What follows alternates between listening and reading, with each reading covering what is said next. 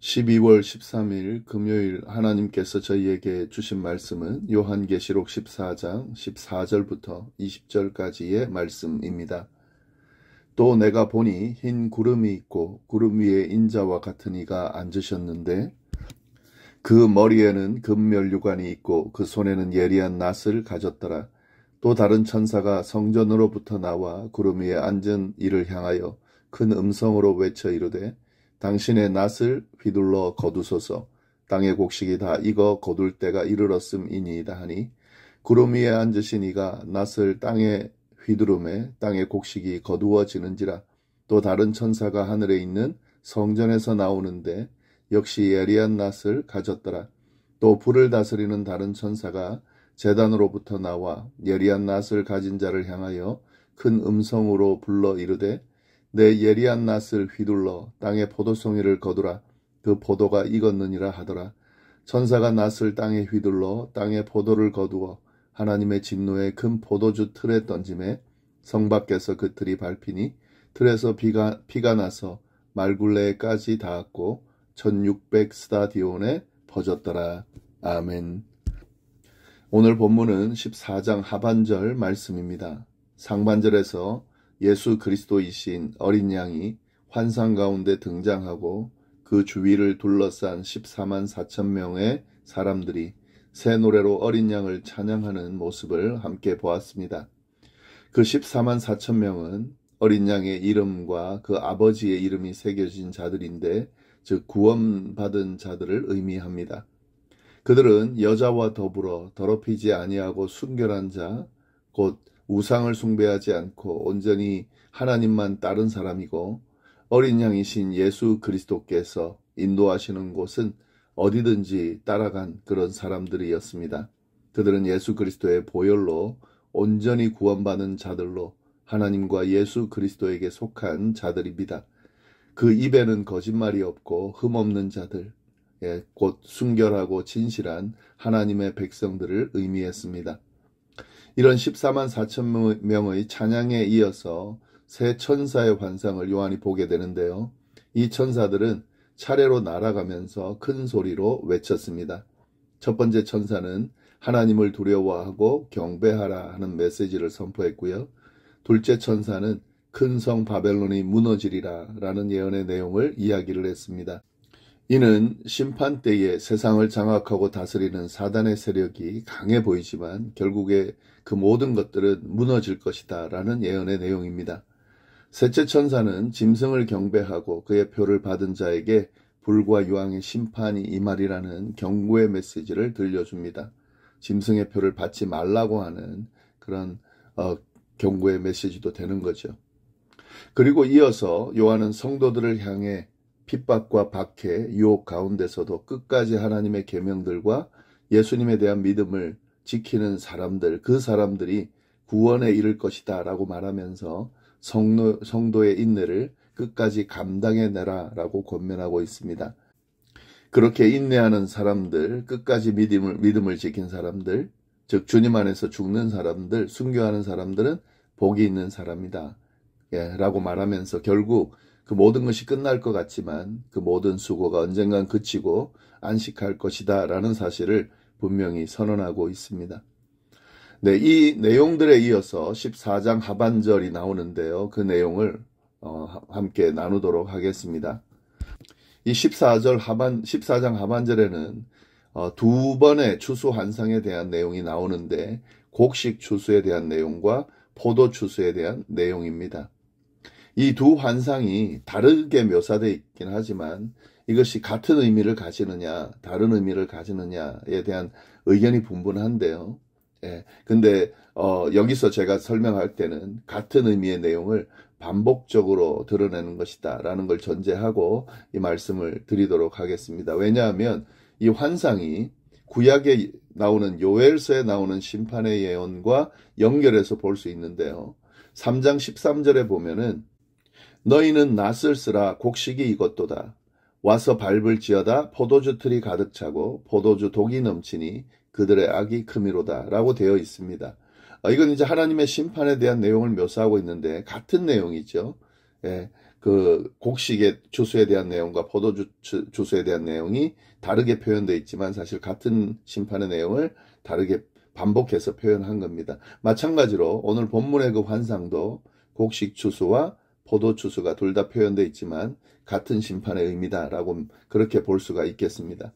이런 점을 감안하고 본문 내용을 함께 보겠습니다. 14절 말씀입니다. 또 내가 보니 흰 구름이 있고 구름 위에 인자 같은 이가 앉으셨는데 그 머리에는 금 면류관이 있고 그 손에는 예리한 낫을 가졌더라. 요한은 하늘에 있는 또 다른 환상을 봤는데 그 환상의 내용이 뭐냐면 흰 구름이 있고 그 구름 위에 인자 같은 분이 앉아 있는 것을 봤다는 거죠. 그리고 그분은 머리에 금 면류관을 쓰고 있고 손에는 예리한 낫을 들고 있었습니다.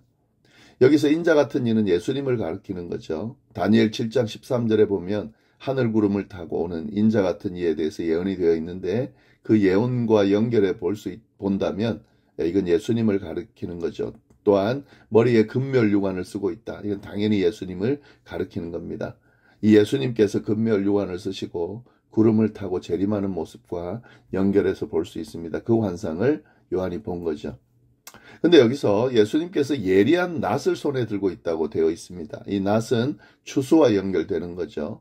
그래서 15절 말씀을 보시면 또 다른 천사가 성전으로부터 나와 구름 위에 앉은 이를 향하여 큰 음성으로 외쳐 이르되 당신의 낫을 휘둘러 거두소서 땅의 곡식이 다 익어 거둘 때가 이르렀음이니이다 하니. 그러니까 다른 천사가 성전에서 또 나온다는 거죠. 그리고 구름 위에 앉으신 분 예수님께 큰 소리로 외쳤다는 거죠. 뭐라고 외쳤습니까? 당신의 낫을 휘둘러 거두소서 땅의 곡식이 다 익어 거둘 때가 이르렀음이니이다. 그러니까 추수할 때가 다 됐으니까 낫을 휘둘러 추수하라는 그 말을 이야기하고 있는데 이 말은 누가 한 말일까요? 하나님께서 하신 말씀이겠죠. 이 천사가 이 하나님의 말씀을 예수님께 전하고 있는 거죠. 추수할 때가 됐다라는 것은 이제 심판 때가 됐다는 거죠. 인간들의 죄악이 이제 너무 끝까지 갔다. 더 이상 지체할 수 없는 하나님의 마지막 심판 때가 되었다라는 걸 알려주는 겁니다. 그러므로 이제 예수님 때가 됐습니다. 추수해야 됩니다. 심판해야 됩니다. 라고 이제 그 심판대로 행해야 합니다. 라고 지금 하나님의 말씀을 전하고 있는 그런 모습인 거죠. 16절 보시면은 구름 위에 앉으신 이가 낫을 땅에 휘두르매 땅의 곡식이 거두어지는지라. 천사를 통해 전달된 그 명령을 예수님이 이행했다는 거죠. 낫을 휘둘러 추수했다.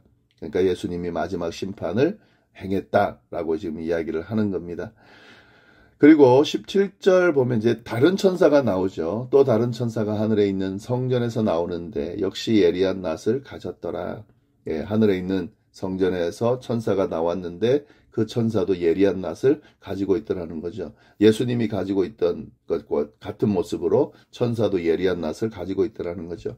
그리고 또 다른 천사가 나옵니다.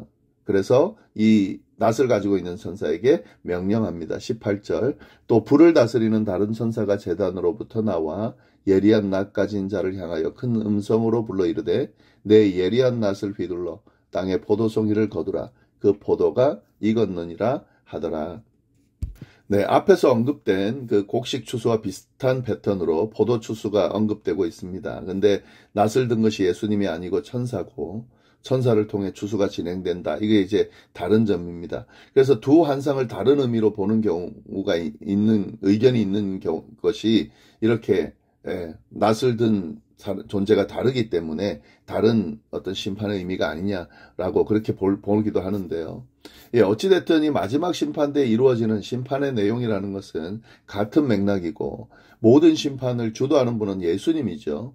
다른 천사가 낫을 들고 있다고 해서 예수님이 아닌 또 다른 어떤 심판자가 있냐라고 보는 것은 잘못됐다는 거죠. 혹 그렇다 하더라도 이것은 예수님의 통치 아래서 예수님께서 명령하는 걸 이행하는 게 되는 거죠. 그리고 이건 환상이고요. 어떤 비유기 때문에요. 다르게 표현되어 있지만 결국 예수님을 통한 그런 심판의 의미가 진행된다. 같은 맥락으로 본다고 해도 전혀 문제가 되지 않습니다. 이 명령을 들은 천사가 어떻게 합니까? 이제 그대로 진행하죠. 19절, 20절입니다. 천사가 낫을 땅에 휘둘러 땅에 포도를 거두어 하나님의 진노의 큰 포도주 틀에 던짐에 성 밖에서 그 틀이 밟히니 그 틀에서 피가 나서 말굴레에까지 닿았고 1600 스타디온에 퍼졌더라. 예, 천사가 낫을 휘둘러서 땅에 포도를 거두었다는 거죠. 그리고 하나님의 진노의 큰 포도주 틀에 던져 넣었다는 거죠. 그리고 그 틀이 밟히니까 틀에서 피가 나왔는데 그 피가 말굴레에까지 닿았고 1600 스타디온으로 퍼졌다는 거죠. 예, 여기서 포도주 틀에 넣고 밟는 것, 이 포도 추수의 과정을 묘사한 겁니다. 예, 틀에 넣고 포도를 밟으면 틀에서 포도즙이 나오고, 예, 그 포도즙이 이제 포도주가 되는 그런 저기가 되겠죠. 이제 그런 어떤 재료가 되겠죠.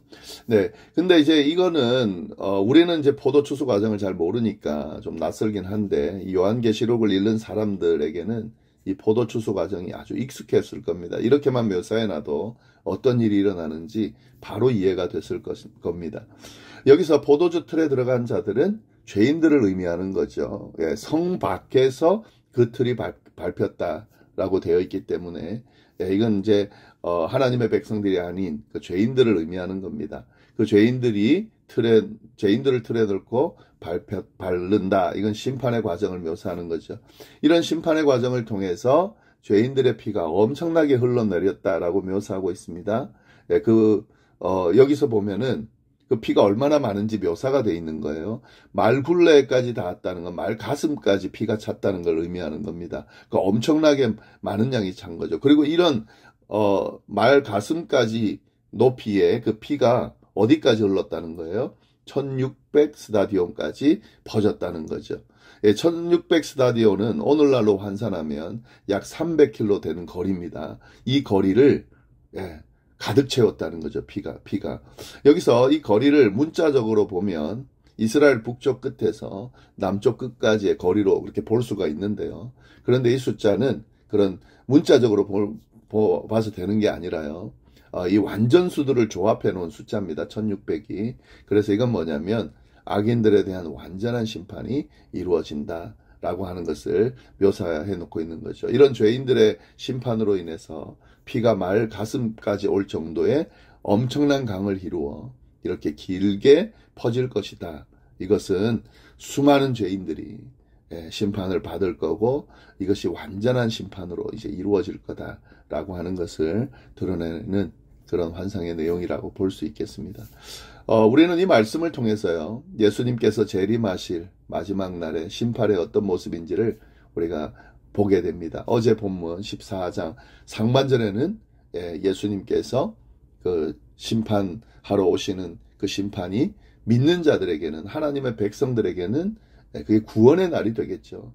그때는 하나님의 품으로, 예수님의 품으로 들어가는 날이 되겠지만 믿지 않는 자들, 죄인들, 불신자들에게는 어떻게 됩니까? 이 날이 정말 처참한 그런 무시무시한 그런 심판의 날이 될 것이다 하는 거죠. 우리가 이 말씀을 잘 좀 들여다보고 잘 새길 수 있어야 되겠습니다. 그리고 이 말씀 안에 우리를 비춰보고 정말 나는 마지막이 예수님의 재림, 그 마지막 심판 때에 구원의 자리로 갈 수 있는가? 아니면 이런 죄인의 자리에서 이런 무서운 심판의 그런 어떤 형벌을 받게 되는 건 아닌가?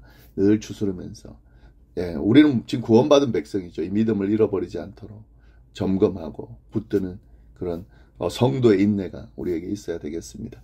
기도하겠습니다. 하나님 아버지 감사합니다. 귀한 말씀으로 또 이렇게 우리를 깨우쳐 주시니 감사합니다. 이 말씀 안에 담겨있는 의미를 잘 새기고 정말 주님의 재림의 때를 늘 두려운 마음으로 경외하는 마음으로 바라보면서 우리를 추스르고 믿음을 지키고 인내하는 그런 우리가 될 수 있도록 주여 인도하여 주옵소서. 감사하며 예수님의 이름으로 기도드립니다. 아멘.